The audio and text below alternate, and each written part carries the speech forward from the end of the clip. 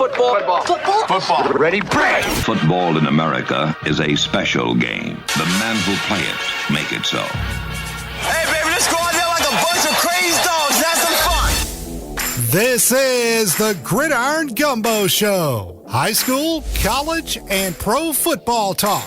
Live from the studios of Today's Country 105.7. The Gridiron Gumbo Show is being brought to you by Mid-South Forestry Equipment and Gina Choctaw Pines Casino. Now, let's talk football. And good evening and welcome to the first episode of the Gridiron Gumbo Show here in 2025. Sean Larkin with you, Mike Holt across the desk. And we are presented by Mid-South Forestry Equipment and Gina Choctaw Pines Casino. Mike, how are you? I'm good. Football's back. The last time we spoke on this station was in May. Pitkin Tigers had just won a state championship in baseball, and then we said have a great summer, and in the blink of an eye, summer is gone. It flew by. I don't know about you, but it did for me. Yeah, and it's still a little bit warm today. Still hot, yeah. But it hasn't been as hot this summer as it was in previous past. Did you have a good Labor Day? Absolutely. Watched a lot of football. We hope everyone else had a good Labor Day weekend. I know I did, because for the first time since I've been working at this station, the LSU Tigers are starting a season 1-0. And it feels good. Ladies and gentlemen, LSU has snapped their season opening losing streak for the first time since 2019. They have a record of 1-0. The best part about it is we don't have to talk about it ever again. No, because, again, we'll start a new streak regardless. If we win, it's 2-0 next year against these same Clemson Tigers, which we'll get into that. If not, it's just you've lost one of your last one. Yep. But the streak is over, and for the first time since I've been working here, because we've done this a lot. We've done this show, and it really sucks having to come in here and pick up the pieces and change expectations. But we will get to that. Again, I had a good Labor Day because football's back, and the Tigers are 1-0 and are firmly in the discussion as one of the best teams in the country. And you got your internet back, but that's another story. Yeah, we'll get to that too. But again, the first episode of the Gridiron Gumbo Show, where we talk all things football, high school, college, NFL, Saints, Tigers, everybody in the area. And again, like we said, it is time for football. Jamborees are over. Week 1 is upon us. The action gets started this Thursday, and it rolls right along, hopefully, as long as we can go. Last year, the Leesville Wampus Cats took us all the way to the semis. That was the first time they had made it there in quite some time. Came up just short. But again, what a magical run for the Wampus Cats last year. As I remember closing that one out, I think I closed out the football season. I almost didn't make it to basketball season, so I was coughing uncontrollably in the press box down there in Thibodeau at E.D. White. But again, the Wampus Cats took us on a long ride there in the playoffs, longest they've been in a long time, and it'll look a little different for Leesville, but we'll get into that. Again, we'll keep it light this week for high school because, again, Jamborees in the rear view. It is week 1. We'll have a lot more, we'll know a lot more here after Thursday and Friday of this week as week 1 gets underway in high school football. Again, we'll talk college football, LSU, just unbelievable. I mean, that has been the story of the weekend, unless you're the Alabama Crimson Tide, which we'll get into. And the New Orleans Saints will get in action this Sunday, and the NFL, in a couple of days, Thursday. Yep. A new NFL season starts. We will try to walk you through how you should watch the Saints as they kick off a new era. And speaking of LSU, we're going to make a winner this evening. We got a pair of tickets to the LSU Louisiana Tech game for Saturday. How about that? Yeah. Get a chance to welcome the Tigers into, well, I guess they coined it themselves on the video board after the win, the Real Death Valley. They'll be taking the field for the first time at home this season against Tech. We'll talk about that and much more. But again, Jamborees are in the rear view. Scrimmages in the rear view. Some teams got to scrimmage. Some teams didn't because of the weather. Some teams moved their Jamborees to Thursday. Some teams didn't. Everybody got to play this weekend. There were no rainouts or weather. Some played Thursday. Some played Friday. I went to Sulphur to watch DeRidder play in their Jamboree on Thursday. Rose Pine went up to Manny. I was able to get the film of that. I'm actually piecing that together right now. We've got some more film to watch for this week's games. But again, we'll recap some of the Jamborees. Like I said, I was at DeRidder. I was able to watch some of their scrimmage against Sulphur, and I wrote here on my paper that, from the Sulphur scrimmage to this past Thursday, against Barb, which was also in Sulphur, thought it might have been a little step back. especially up front and defensively for the Dragons. But look, we'll get into that again this Friday whenever they play their home opener and season opener against Southbow. But look, it's a team that is going to rely a lot on Connor Rushford.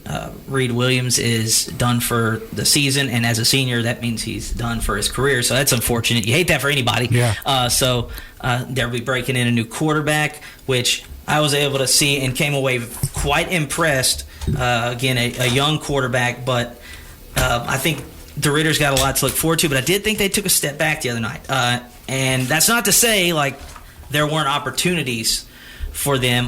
Final score in that scrimmage, 28-7. But they left meat on the bone. They had some drops. They had some big plays they weren't able to convert. They gave up a couple of big plays. Some of them could be easily corrected.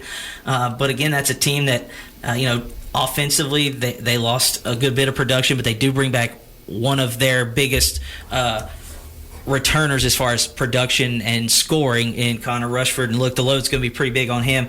Again, as the quarterback is now a sophomore, it's going to be, sorry, my bad, Michael Parmley, sophomore. And like I said, I came away impressed. The footwork, he doesn't look like a sophomore. A little bit, he's a little small, but, as a sophomore, that's probably going to happen.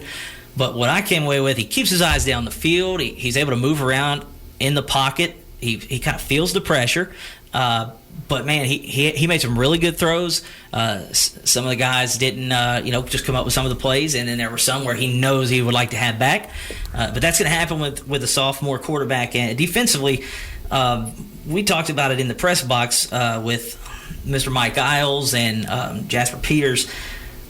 Barb, a team that hasn't his last few years been very good. They've got a couple of guys they're going to be able to get the football to, some good athletes this year, mainly Jordan Griffin. We know him from baseball. He started on the Barb baseball team as a freshman. If you do that, you're pretty good. Yeah. We hope and pray he goes to LSU to play baseball. He may not even make it there. May not make it to campus. He's that good. But when I tell you he's one of the most dynamic players, I think he might have touched the ball 4 or 5 times. He scored 3 of them. They didn't have a player. DeRidder didn't have a player on the field that could match up with him as far as speed, and he was really dynamic. But again, a couple of these things could have been corrected, and they will be corrected. But like I said, I came away with, there's some guys that had to make some plays. Javon Fairley didn't play. We'll see him again this Friday, hopefully. But he's one of the guys they're going to be counting on. Obviously, Uriah Wade, who set the receiving record last year, he's gone. But there's still some pieces there for the Dragons, and defensively, they're going to fly around, and they always play good defense.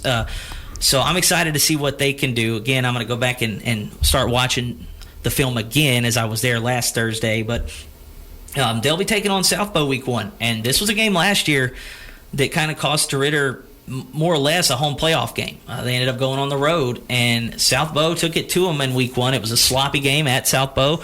I remember walking up, and my feet were muddy, and you sunk down in the ground, and that's pretty much what they played in all night. They had some turnovers.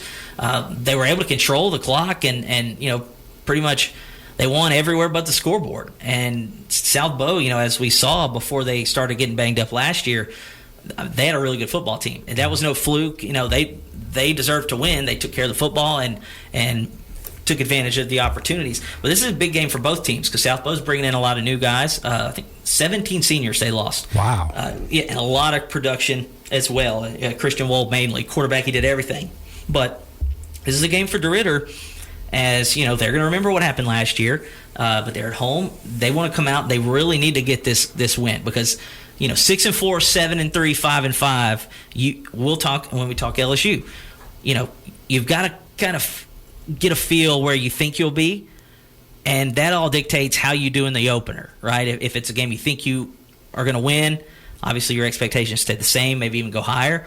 But if it's a game you lose, you might have to reevaluate where you're at, and you're kind of behind the 8 ball. So this is one the Dragons are really going to want to play well. And it's an in-parish matchup, which is cool. And that's always fun. Again, a 3A and a 4A. But like I say, there's a lot of people that get into that. Yeah. Classification obviously matters for numbers, but Southbow's got a lot of numbers. Their junior high and JV numbers have been skyrocketing since the hurricane a few years ago. That was the issue with them, but I know last year their numbers were huge. They just they got bit by the injury bug and just kept dropping left and right. But there's a ton. Again, they lost a lot, but they're bringing a lot up. They're just going to have to take that step. And again, for DeRidder, young quarterback's best friend is usually the running back. Yeah. So that's probably what they'll be leaning on. But again, they fall in the Sulphur Jamboree to Barb 28-7. Like I said, Barb's going to be a team to monitor. They've got about 3 or 4 good athletes they can win some games with. They're looking to take a step there in that district.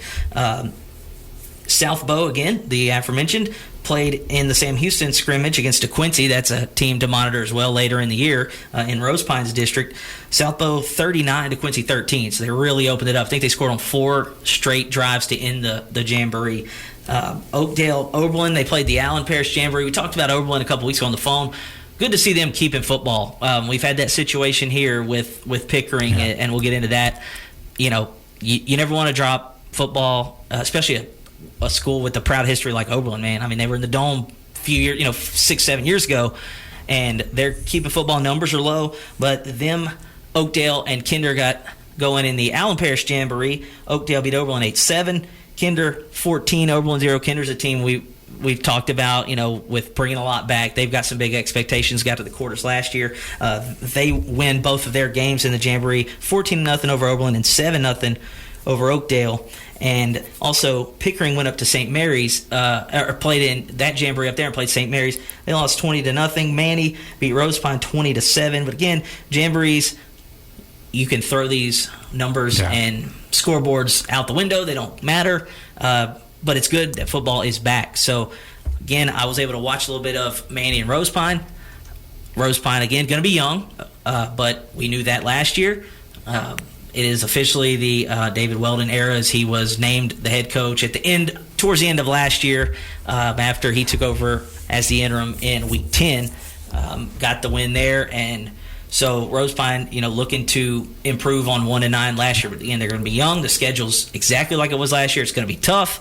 And we'll talk more about that on Thursday, because they get going on Thursday. Yep. That is our game of the week. We posted it a couple hours ago on the West Central Sports page. It will be Thursday night. We'll be in Rose Pine at McKee McCain Stadium for the Westlake Rams and the Rose Pine Eagles. This is a game that got very ugly, very fast last year. Westlake is returning a good bit. They did lose Kevin Rito, one of the best players I've seen in the area. But Brody Anderson, the quarterback, is back. They've got a couple skill guys back. That's where they had a plethora of guys in skill positions. Receivers, running backs, man. They just cycled them in and out. They were a lot of fun to watch. Got to see them a few times. But we'll get started Thursday night here on today's Country 105.7 at McKee McCain Stadium. Kickoff 7 o'clock.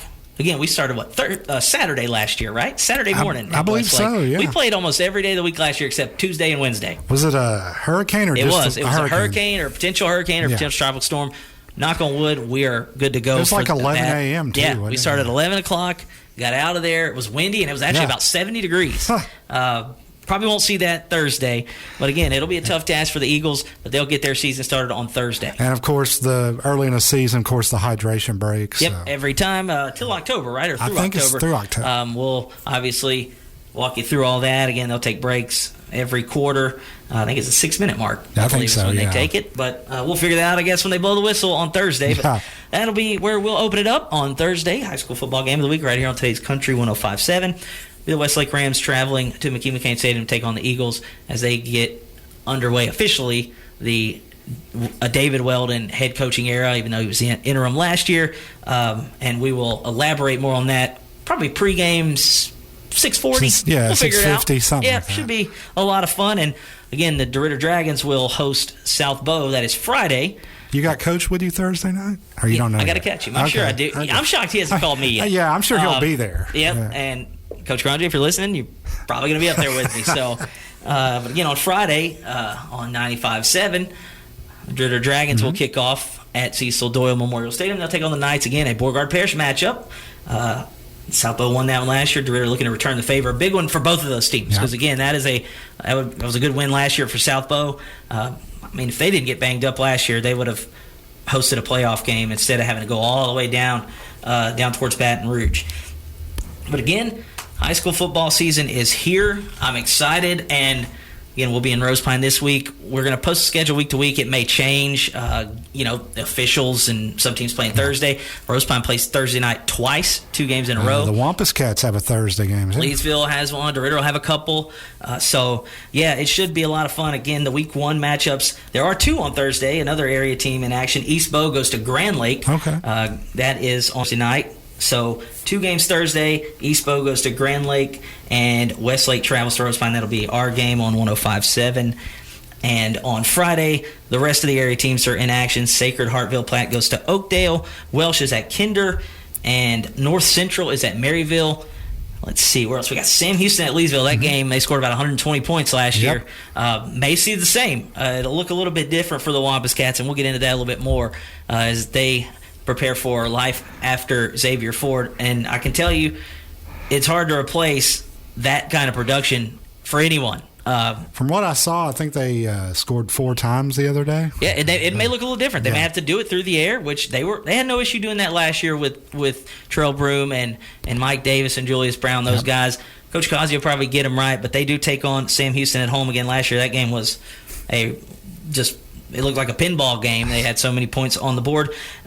So Sam Houston at Leesville, Sacred Hartville Platte at Oakdale, Welsh at Kinder, North Central at Maryville, South Bow at DeRidder, and a team that won their season opener last year on the road is now at home, and that's the Pickering Red Devils. Mm-hmm. They will take on Gaydon, and they are looking to do the same thing they did last year, and that's start 1-0. And last year's obviously snapped the long streak, the losing streak.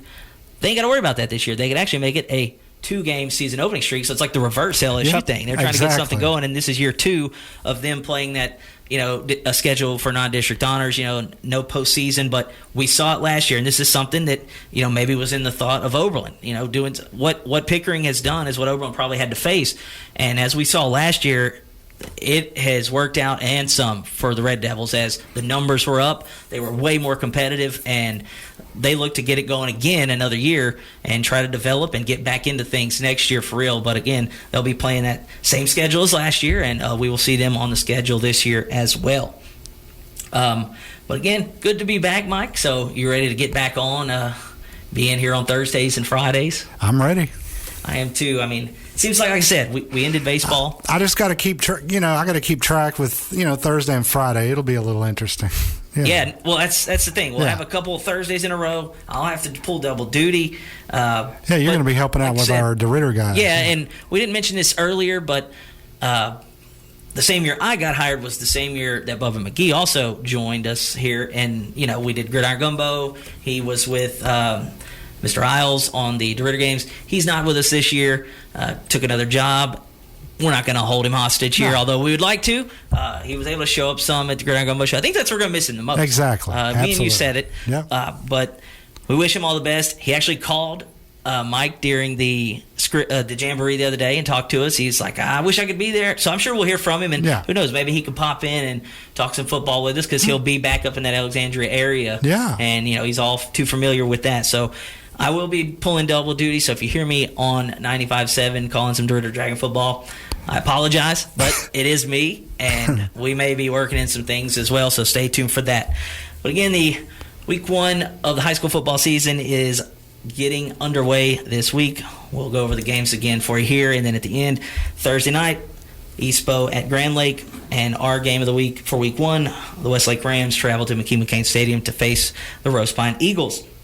And again, it'll be South Bow DeRidder on 95.7 KROK, North Central at Maryville, Welsh at Kinder, Sacred Hartville Platte at Oakdale, Sam Houston at Leesville to face the Wampus Cats, and Gaydon travels to face the Pickering Red Devils. And that is the week 1 slate.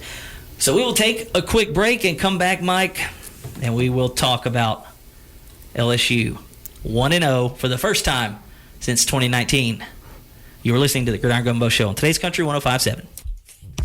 A lot goes into taking care of your property.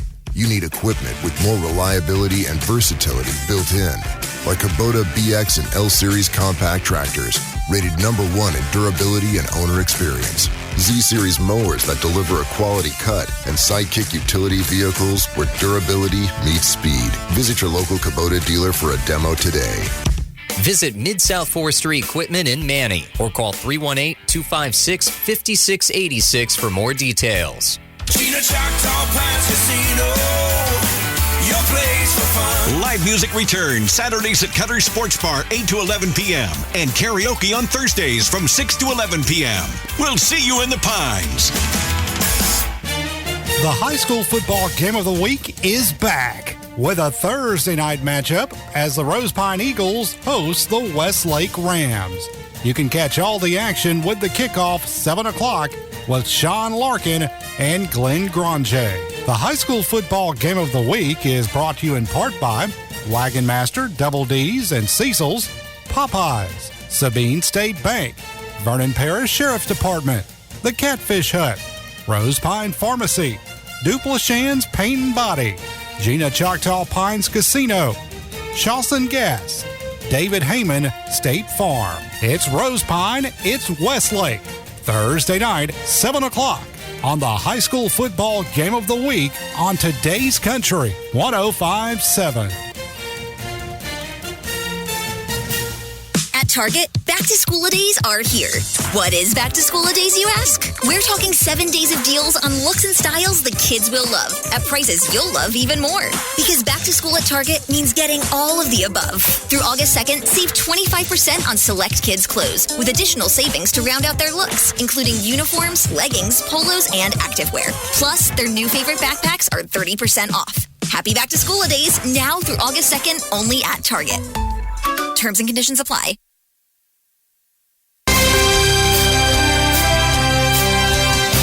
Welcome back in to the Gridiron Gumbo Show, presented by Mid-South Forestry Equipment and Gina Choctaw Pines Casino. That is very tough to say. We talked about this summer going by fast. I wanted to give a shout-out real quick because I don't know if anyone had a better summer or maybe a string of 3 or 4 months than Ms. Brandy Fry and her family. She just commented on my Facebook post and said she is tuned in. I don't think if you put up anybody's summer with the Fry families, I don't know if it tops it. Mine sure did. I'm going back from maybe like April to May to June. I mean, LSU makes the run, wins another national championship. Ethan's killing it, and they win the national championship. He gets drafted. Shout out to Ethan Fry, getting drafted. 3rd round by the Astros. He's killing it up in Fayetteville. Their daughter, Kaylin, gets married up in there, too. So there's nobody that had a better summer than Mr. Ross and Miss Brandy and the Fry. Yeah, busy for sure.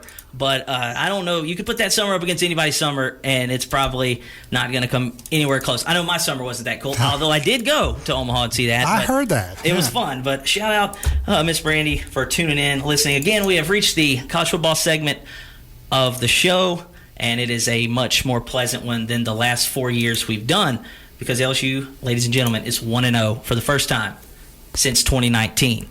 And speaking of LSU, Mike, you said we were going to give away some tickets, correct? That'll be after when we take our next break. We'll do that. Okay, so we will take a break, but we're going to have a trivia question for you for that. And so again, stay tuned for that, and we will give away the tickets with the trivia question. But again, they do win their first season opener since 2019, which also was the last time LSU won the national championship when the greatest college football team ever to step on a field played. And I will go ahead and start with this. I've probably been the loudest of everyone this offseason and going into this game on the front of I didn't think LSU was winning this game. Me neither. They had not won since 2019. A couple of those with Ed Orgeron. 2020 was awful. I think KJ Costello is still throwing touchdown passes in Tiger Stadium. It was so bad they put him in the Heisman race, and then he was benched a couple of weeks later when Mississippi State came in the year after they won the national championship and beat us. 2021 might have been even worse. You go to the Rose Bowl, and UCLA runs up and down the field on you and makes you look like the team that wasn't physical after you said, the sissy blue shirts, Ed Orgeron, and they actually pushed you around, which that has become a theme that we will talk about here in this segment. The Brian Kelly era started in 2022. Jaden Daniels, that game in the Superdome against the Florida State team, who, again, turned out pretty good that year, but it was a couple of mistakes, some turnovers, some special teams miscues. The biggest of all was the blocked extra point to tie the game at the end. So you lose that one. And then the next year, which I set up here before and said I think LSU's going to the college football playoff, and I think Florida State is as well. We all know what happened that year. LSU did not win that game. Again, miscues in short yardage situation, turnovers. The defense couldn't stop anyone, as that would be the theme all year in 23. Jaden Daniels won the Heisman regardless, and now you looking back, if you had a pulse on defense, we're not talking about 2019 being your last championship. It's 2023, and it's not close. So they lose that one. And then last year was probably one that they should have won. We sat up here and said they would win because it was USC, a team that wasn't great, and they lost that one too. Same scenario. You left points on the board, had some penalties. Short yardage execution was non-existent. Defense was bad at moments.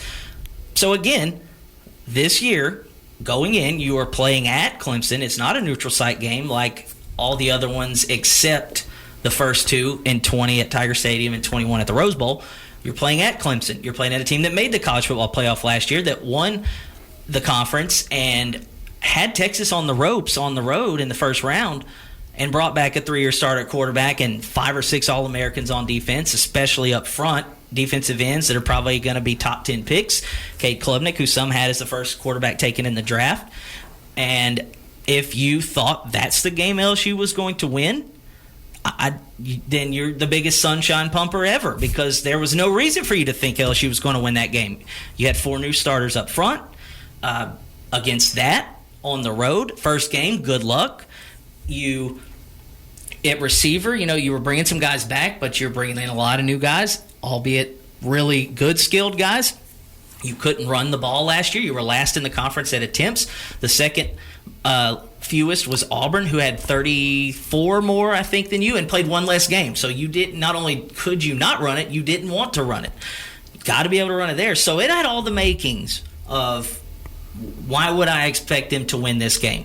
However, going into it, I said they can lose this game, but they really need to do something to make the college football playoff, or else we'll have to have the discussion about, are we spinning our wheels here with Brian Kelly? Because 8-4 is not good enough. Not in this era when 12 teams make the playoff and you're in a conference with the schedule good enough to lose 2 games and make the playoff. So we fast forward to Saturday, and you watch Texas, Ohio State, and Ohio State, the defending champs, are underdogs. And the number 1 preseason ranked team, the Texas Longhorns, I think the first team in a long time, or maybe ever, to be underdogs in week 1. They lose. We'll talk a little bit more about that. And then you flip over to 2:30, you see Alabama, which we'll talk more about that. I can always go for, more Alabama is burning, because my goodness, it's never been more over than now. To the point where I didn't want the game to start. I wanted LSU to delay until Sunday so I could enjoy that more and just listen to postgame. I mean, there's already odds online of Kellen DeBoer's replacement. Yeah, and we've only played one game. He's got a $70 million buyout. Yeah. However, we did start the game, and through the first half of the game, it had all the makings of what the last 4 or 5 games where LSU has lost in the season openers have had. You had turnovers, had a couple of turnovers. You left points on the board in the first half, which it just continues to be maddening. And Brian Kelly said today in his press conference, he said that was on me. We should have. Well, that's fine, but again, this is the 4th year in a row of that. Yeah. That empty words. And what's even funnier is at the end of the first half, he says we've made some mistakes that we're going to correct. And boy, did they correct them. They did. LSU goes into the fake Death Valley, and you could just tell from the moment they were supposed to start at 6:40-ish. It didn't, because we had to wait around. And I know the tradition of running down the stupid hill and touching Howard's Rock. But you can look at Brian Kelly's face, even though he never looks happy anyways. Oh. Now, was it supposed to be a 6:30 start? It was. Okay. Yeah, and they kind of moved it, but come on, Which man. TV never it never start starts on time. Ohio State, Texas didn't start till I think 11:25. Yeah. But LSU goes into Clemson, and they win for the first time since 2019. They win 17-10. Not only do they win against a team that was ranked number 4, a team that made the playoff, that had a 3-year starter coming back, had all of the experience, and they dominated them. Yeah. I could not have been more impressed. And like I said, I've been one of the loudest. I'm not even going to admit it, because it's not like I wanted them to lose. No. And if they would have lost, I would have probably said, I told you so. But I would have also said, this team could be good enough to make a playoff. Now, given what we saw week 1 with 3 top 10 matchups, and they were awesome, LSU I heard, I think last night during the Bill Belichick national embarrassment on TV, that I think it was Fowler said he voted LSU to be ranked number 1 in the country. And Lee Corso. And shout out to Lee Corso, man. If you watch Game Day, just if you want to bet on stuff, just follow him. Well, now it's over. Obviously, he's done, so that was your chance. Yeah. But he picked LSU to win. And picked him to win the national championship. Yeah, and then he won the national championship. Now, I know why. They probably have started to kind of get him off air because he also had Penn State in there. And Penn State's, I mean, we'll talk about Penn State. Actually, we won't, but we will. And I'll say, I don't want to hear about Penn State until they beat Ohio State because it ain't happening. That's the only team on their schedule, and they never beat them. So I don't care about Penn State. But what I saw from LSU is something I have not seen in 6 years, and that's on the defensive side of the ball. Absolutely. And like I said, this game was littered with reasons for LSU to lose. I mean, they were down 10-3 at half. Should have been 10-6. They left points on the board yet again. Yep. And the way they did it, I'm not mad about the time management. I'm mad about the time management. Oh, this is another thing, that a characteristic of Brian Kelly's teams now for 3 years is burning timeouts in the first quarter. I mean, you burn 2 of them. That's happened for years now, and it's maddening because you spend all offseason trying to line up, and you can't do it.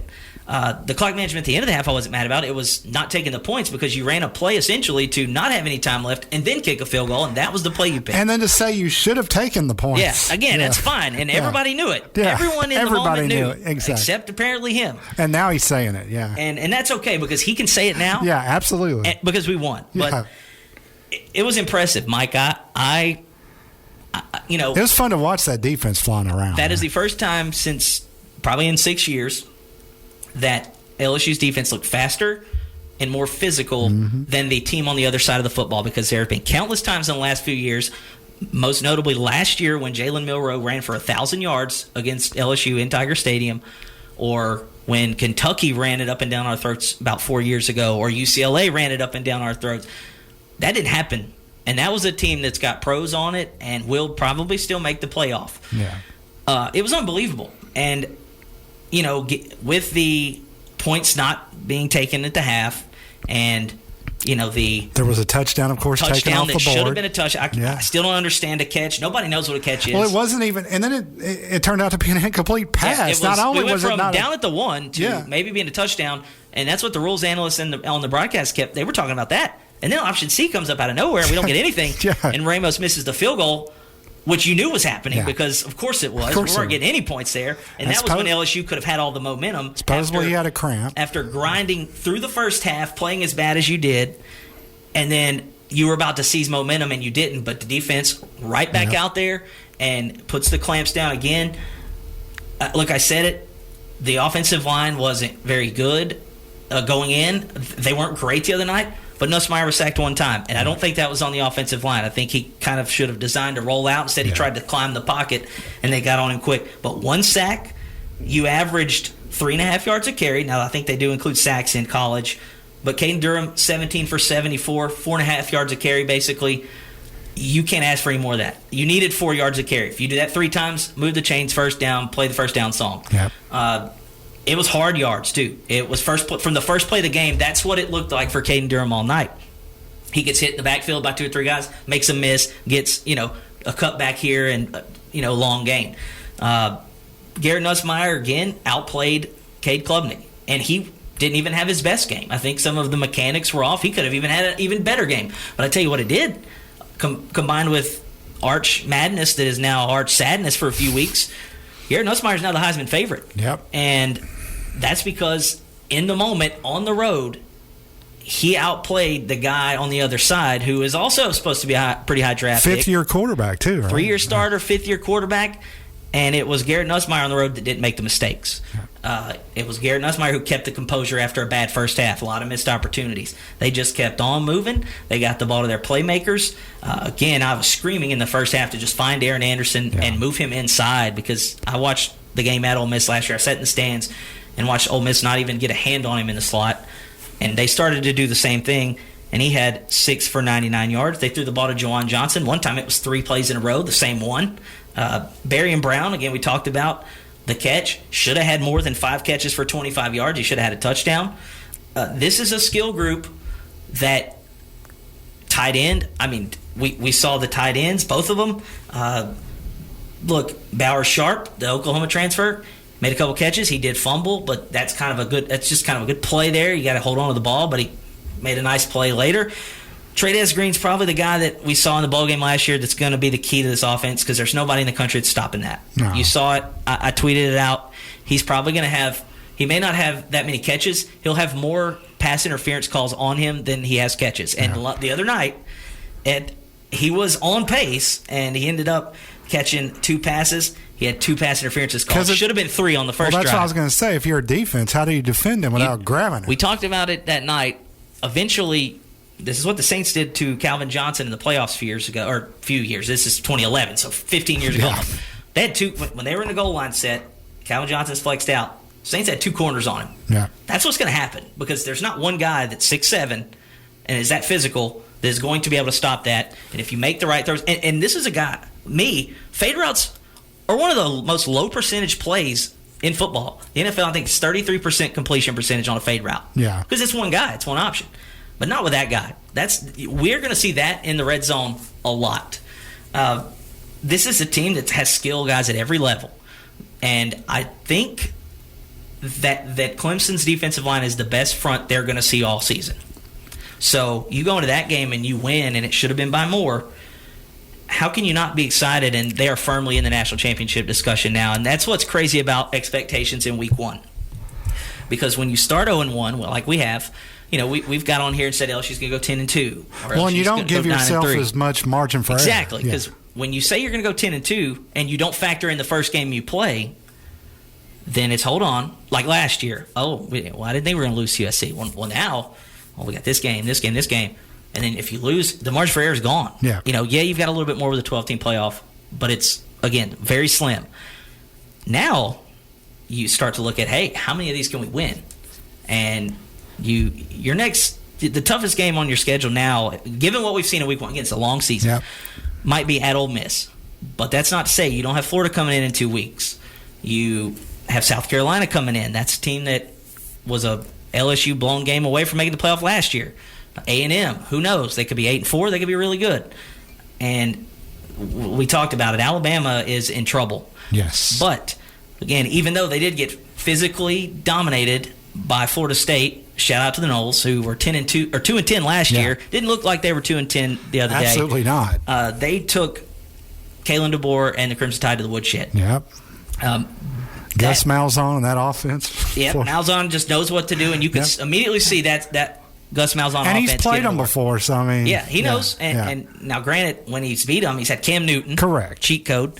But then he did it with Nick Marshall and guys like that in 2013.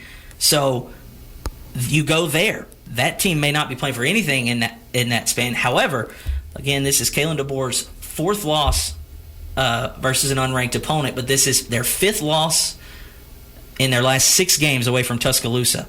And I think Nick Saban only had I'm going to give you the stat because we looked it up. Okay. But this is the 5th time in 6 games away from home that Alabama's lost. You know the one game they won, Mike? It was last year in Death Valley. LSU. And they hammered LSU. Yeah. So that makes me even madder. Yeah. So you've got to go there and take care of business this year because that team may not be playing for much in November. However, again, just what a win for LSU. Like I said, I was the loudest all offseason, and I am okay admitting because, what a performance. This week you get to come home and just enjoy the home crowd of the real Death Valley, and you get Louisiana Tech. So I expect a little bit of a letdown. They may come out a little flat, but you're going to see a lot of guys play. You just hope you get out of there healthy because, again, you got to ramp it right back up. And Florida comes in, and they look pretty good as well. We talked about it, Ohio State, Texas 14-7. Arch Manning, first start. We can discuss this a little bit later, but it wasn't good. No. But it was also against one of the best teams in the country, and Matt Patricia is their defensive coordinator. And I didn't even realize that until I started watching the game. So that just tells you Matt Patricia coached under Bill Belichick in New England. Yeah. He was in Detroit. There ain't an offense he hadn't seen. No. So an Arch Manning, he coached against Eli Manning and Peyton Manning. So it's probably to him a Manning's a Manning. Exactly. That's just another Manning, and let me line up here. So he knows what he's doing, and that like I said, you could have lined up anybody out there the other day, and it wasn't going to look good. But that'll be something to monitor because, again, I think the expectations were a little too high. But they may, again, like us, that may not be that may be the best team they see all year, even though they go to Georgia. But again, Ohio State gets it done, the defending champs at home, and the third top 10 matchup, Miami-Notre Dame. Miami gets their first top 10 win in about 8 seasons when they last defeated Notre Dame. They hung on for dear life. Carson Beck, first-year starter over there, he was at Georgia. Mario Cristobal gets a big win. The Irish nearly come back to win that one. But, man, what a first week. Not as great of a second week, like we said. Only one ranked versus ranked matchup this week, and that is Michigan and Oklahoma. Bryce Underwood, we'll talk about that. Before you go, and this just popped in my head, but like I was talking to somebody about, college football.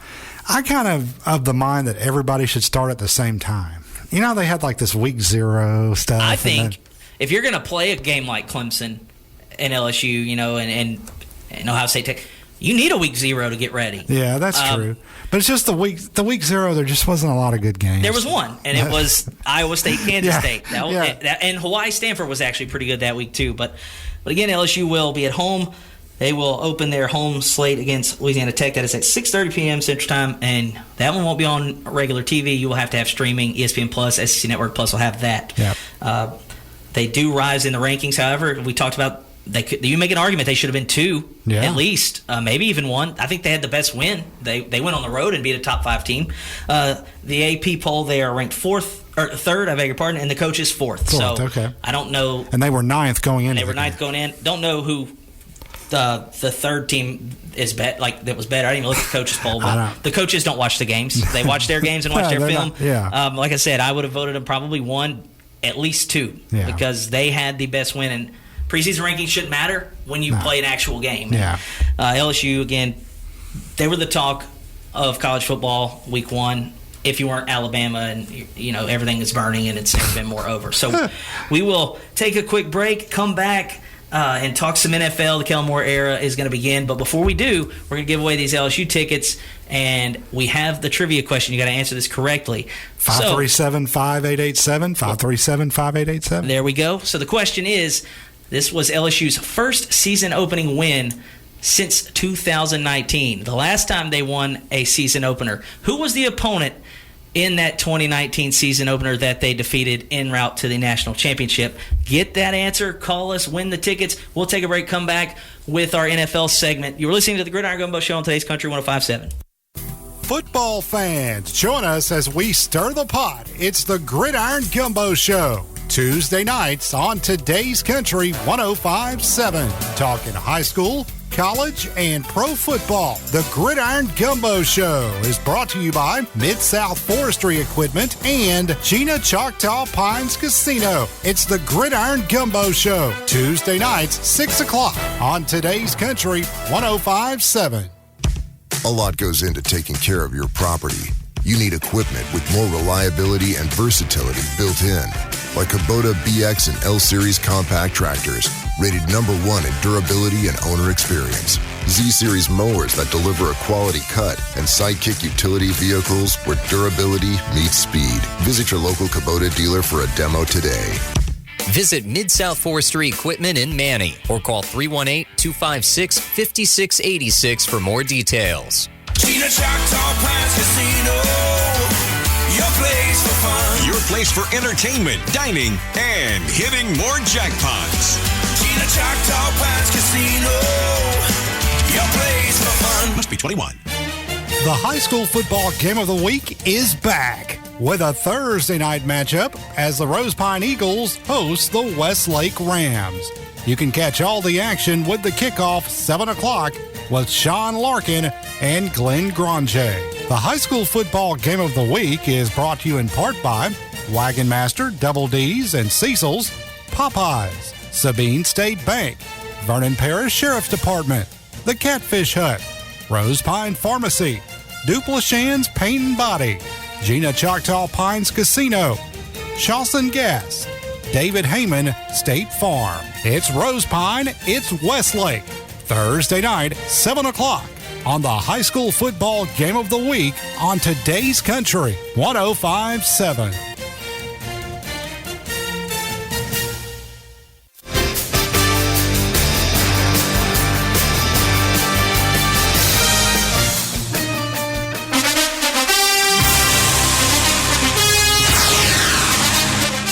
back to the Gridiron Gumbo Show here on today's Country 105.7, the first episode of the 25 season.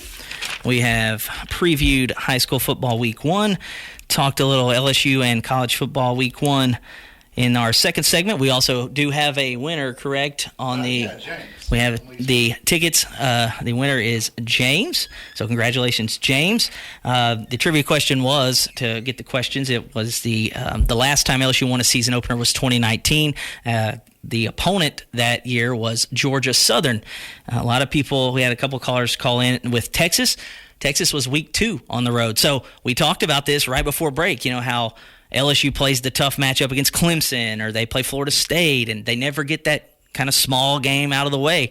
That was the year, actually. They had Georgia Southern at home and went on the road to Austin in week 2. So congratulations, and I think they're going to get with him and get those tickets. So we'll do that. It was fun. We'll have some trivia all year. But again, perfect timing as LSU wins a season opener for the first time since 2019, also the year they won the national championship. We've gone through the high school segment and the college segment. Now we move on to the NFL season, which is kicking off in a couple of days, and that will be the Super Bowl champion Eagles taking on America's favorite team to make fun of, the Dallas Cowboys. And boy, it has been interesting down there in Arlington it's been interesting for the last 25, 30 years in Dallas, but it got real interesting this offseason and most recently last week, and we'll talk a little bit more about that. But again, the NFL season kicks off. And with that, the New Orleans Saints begin another campaign, and for the first time, do something they actually haven't done since 2006, and that is hire a new head coach with an outside search. And with that new hire, the Ellen Moore era has begun, and our coach's name is not Ellen Moore. That was Saints owner Ms. Gail Benson at his introductory press conference a few months ago. It is new Saints head coach Kellen Moore.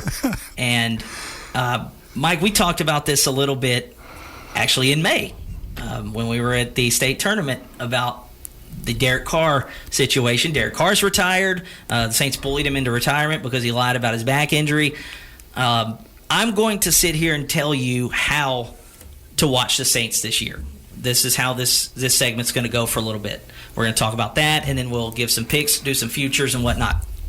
But this is a team last year that we remember, we sat right here, we didn't really have that much of expectations.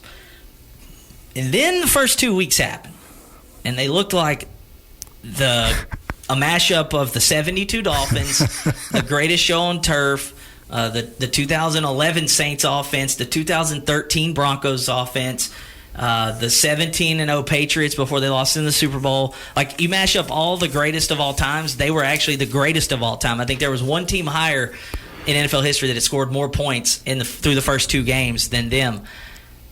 And then everything fell apart on the opening drive of Week 3 against the Eagles. I was sitting in the dome first drive of the first series of the game.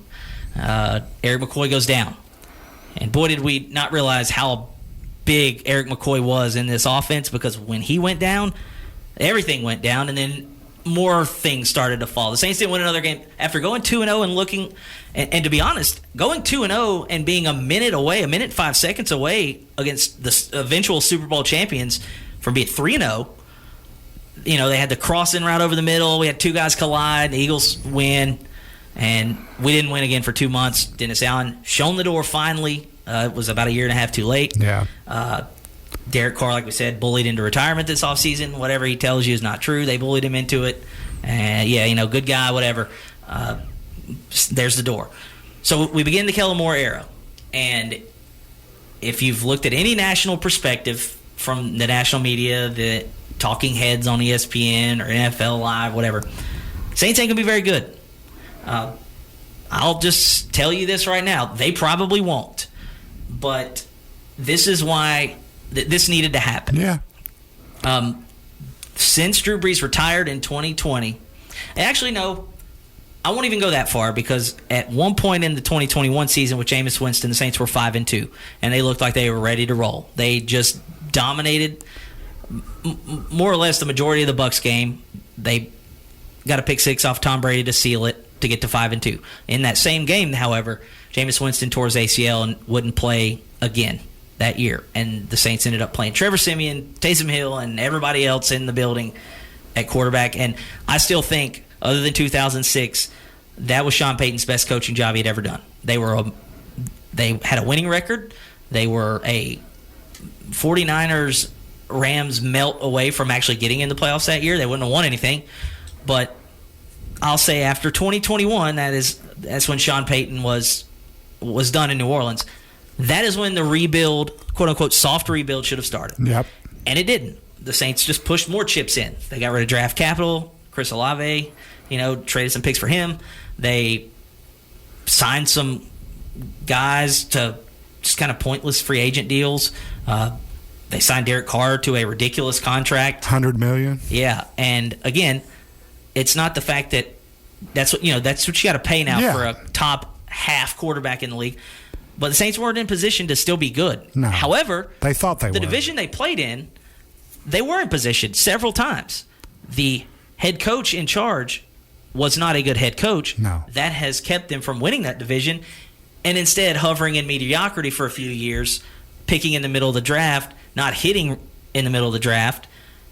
And last year is when it finally hit rock bottom. After week 3, they didn't win again for 2 months. Dennis Allen was shown the door. Darren Rizzi took over as the interim. They finished 5-12, their worst record since 2005, which, by the way, was when the hurricane came and they didn't have a home. And we just come up on the anniversary of that. Exactly. Yeah. And that team was on the road all year. It was one of the most physically, mentally, and obviously football's a different game, but that's a whole different scenario there and than what happened last year. And now Kellen Moore steps in after helping the Eagles win a Super Bowl. If you haven't heard anything about Kellen Moore or listened to any of his press conferences, and I'm sure you probably just think the Saints are going to suck, and they might, and that's fine. I ask one thing. If you are a Saints fan, actually a few things. This isn't the first time the Saints have been bad. If you're older than, 19, 20. This ain't the first time. This ain't nothing new, okay? And 2, give Kellen Moore and this coaching staff patience. Yeah. Patience. Just be patient because it ain't going to look good. There's going to be times where it looks real bad. It may look real bad as soon as Sunday. Yep. It may not. I've got a good feeling about Sunday because unlike LSU, the Saints have actually started 2-0 about 4 years in a row. Mm-hmm. And then the wheels fall off. But Kellen Moore, the more and more I listen to him, he's the right guy for the job, even though Miss B called him Ellen Moore. I don't know how you get that wrong. The problem is there is still one person still in charge from the previous regime, and he's the most important, and it's Mickey Loomis because he's not getting fired. He is still the general manager. So Kellen Moore is stepping into a situation that is not ideal. He doesn't have Caleb Williams like Ben Johnson does in Chicago or a really good young core. We've got a bunch of aging players. Cam Jordan's still there. Demario Davis is older than Kellen Moore. Mm-hmm. He's still playing. Kellen Moore's not still playing. Demario Davis is older than Kellen Moore. The Saints have the youngest staff in the league. They got a lot of young guys. Scott Tolzien, the quarterback's coach, he was playing a couple years ago. Kellen Moore was playing a few years ago. They got Bo Davis from LSU to come. And if Bo Davis is coming to the NFL and leaving that situation where he was very good, coming to this one, he believes in what's happening. Yes. And I think Kellen Moore has really committed to recovery and health. That's been a big emphasis. We've had some injuries, but it's not like we've got dudes just missing all year already, like dropping a starter. Like flies, yeah, they're not dropping like flies opening day of training camp. It's going to be tough, man. It's not going to be fun. But this needed to happen. Yeah, it had to happen, and it may take a year or two, but I've been a fan my whole life. I've seen some bad teams, but here's the deal. The way the national media is talking, you would think this team has just been winless and they're going to be a dumpster fire. The Saints have won less than 6 games since last year, twice in the last 25 years. Yeah. One of them was last year. The other was during the hurricane. Yeah, you could say some of that's been mediocre, but they've also accounted for a 5-year run of the most wins in the league. this ain't, Cleveland Browns and Jags are picking top 5 every year. Yeah, it's not like the Saints are picking top 5. I don't think this roster is that terrible. No. There are good players on it. You're going to see 2 quarterbacks, Mike. Yep. We drafted Tyler Shuck in the second round. He's not starting Sunday. No. We don't know when he's going to start. But he may start. But he's going to start. I hope he doesn't, because if that's the case, the Saints might be pretty good. Yeah. But I have a feeling that both will start. Yep. Just be patient with this team. If you're going in it like me, I don't have expectations. I want to see progression, development. I don't think you'll see linear progression with the quarterbacks. I think it's going to be a roller coaster, just like it was in the preseason. You're going to see highs and lows. But I think the right guy's in charge. When you're also getting yourself in a better cap situation. Yes, because after this year, it clears up. Yep. The Saints are underdogs in the season opener against Arizona, and now we will move to our pick'ems real quick. We'll save our futures. I do want to say, though, last year, you clipped me on the spread straight up. You clipped me by, if I could find it, 124-98 was your picks against the spread, Mike, which professional bettors, if you're a professional and good, you win at a 54 or 55% clip. You were 124-98, 62%, Mike. Right behind you, though, 122 and 100 at 61. Okay. I really charged late at the end of the year, but like we said, if you were doing real bets, we'd own this place, Mike. Yeah. We'd have ran our own show. Yeah. A couple of other futures that actually paid off for us last year. Saints expectations last year, the win-loss over-under was 7.5. We both said it would go under. It did. Mm-hmm. Went under by 2. Well, actually 7.5, I guess 2.5. Rookie of the year, I had Jaden Daniels, and he won. I actually had money on him, so I did win money on that one. MVP, didn't have money on this one, but I should.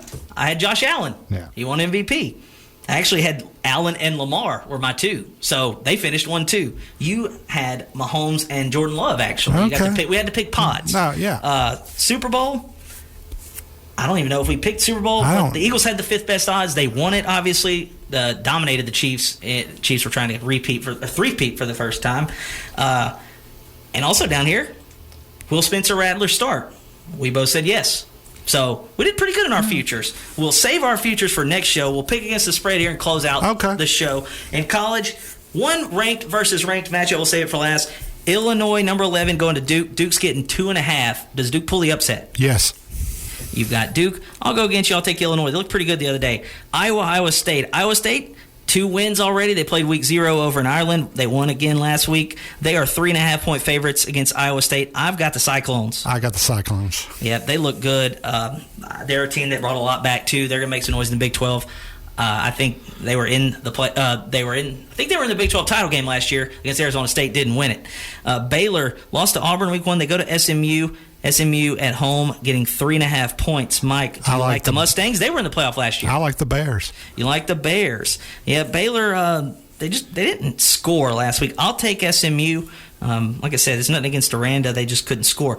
Ole Miss, number 20 this week on the road at Kentucky. Kentucky beat them last year. Kentucky's getting 10.5 points.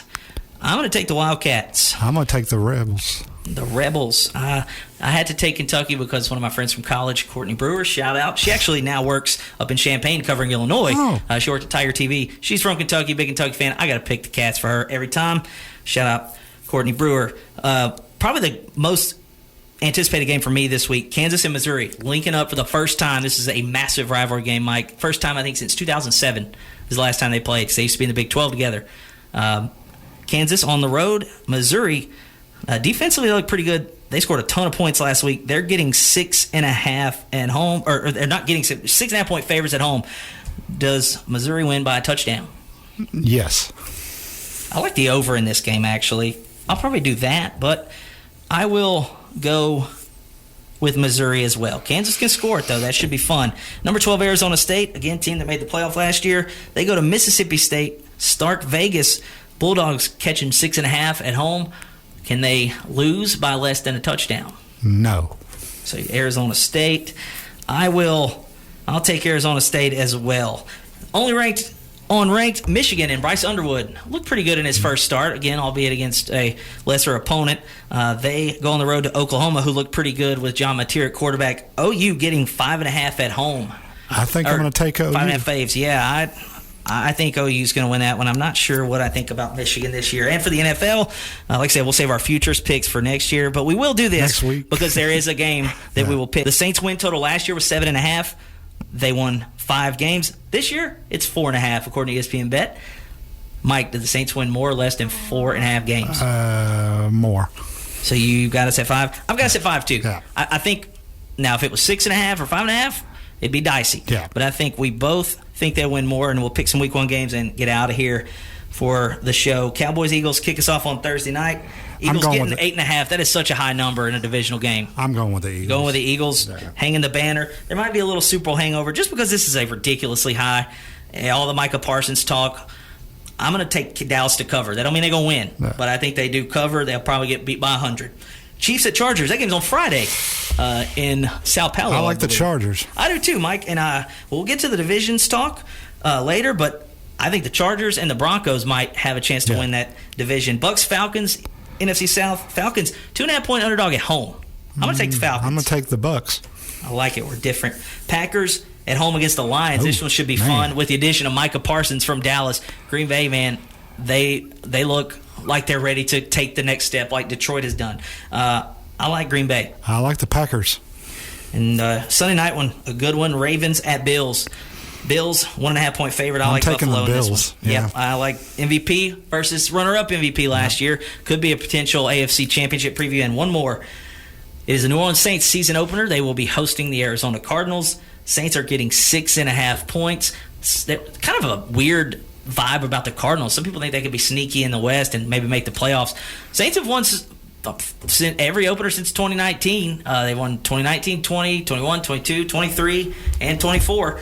I'm taking the Saints. Mike, I'm going to tell you right now, I'm taking the Saints at the spread, and the Saints are going to win Sunday. Yeah. Now, all that stuff I just told you for 15 minutes, they're going to win Sunday. Problem is, they may not win again for another couple of months, but they will win Sunday. Mark it down. We will be back here next week to talk about it. Again, that closes out our show. High school football is here. College football is here. The Tigers are 1-0. The Saints start on Sunday. The NFL's back. Football is back. Get out to a game this week. There are plenty starting Thursday, Eastbow at Grand Lake, and our game, which you can catch right here on 105.7, Westlake at Rose Pine. That'll start at 7, pregame 6:40. Gate on at Pickering, Sam Houston at Louisville, North Central Maryville, Southbow DeRidder, which will be on KROK 95.7. We will talk about that next Tuesday. Again, every Tuesday at 6. We've changed it up. Shout out to our new sponsors, Mid-South Forestry Equipment and Gina Choctaw Pines Casino. For Mike Holt, I'm Sean Larkin saying so long. Thank you for listening. We'll see you next week. This has been the Gridiron Gumbo Show on today's Country 105.7. KVVP Leesville, DeRidder, Fort Polk, today's Country 105.7.